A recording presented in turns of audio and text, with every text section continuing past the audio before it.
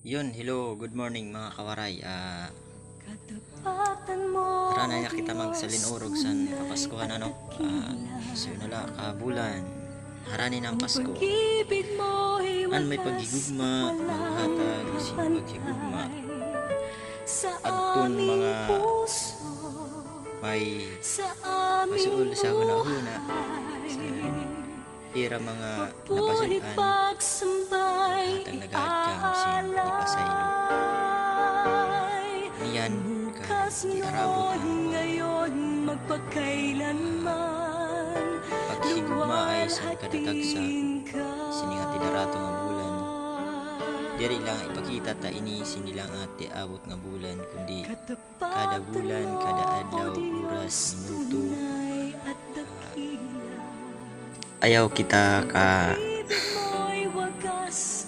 hadlok mangaro sin pasaylo sa naton mga napasulan kay an aton Ginoo tungod sa kanya pagigugma sa aton na nagparaisang siya sa cross para la sa naton sala. So, kung may salaan sa iyong tago sa imo, ayaw man i-judge masyado.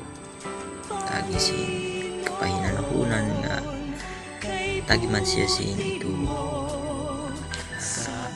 Buti ay nga paghigugma nga sadang man makamtan niya sa kanya kinabuhi.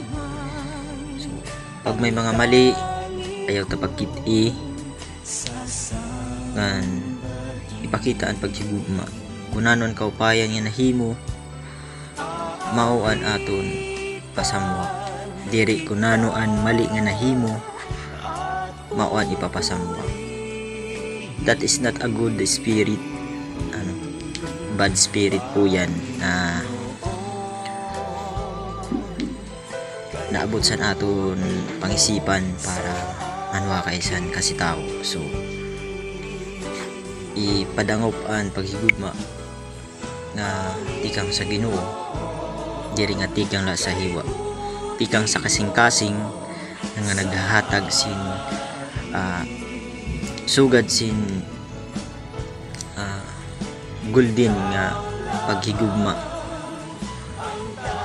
ito sad pa nga dalisay ang sayo nga tago diri dalisay nga manyang dalisay nga paghigugma ang ginaagi pasin